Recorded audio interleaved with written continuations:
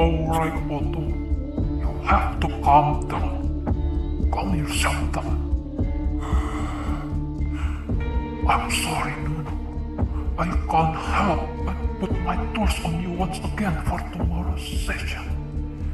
That cat with Pandan died, or as I reluctantly call him, Aman. He may have something to do with his disappearance. But somehow I couldn't convince myself about that matter. Perhaps this Aman cat had met the ferryman, aka the Candleman too, just like my sissy and non did.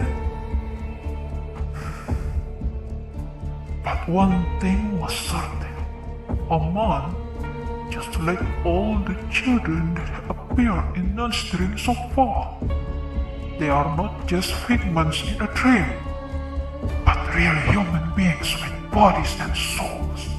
And perhaps the ferryman was too. They all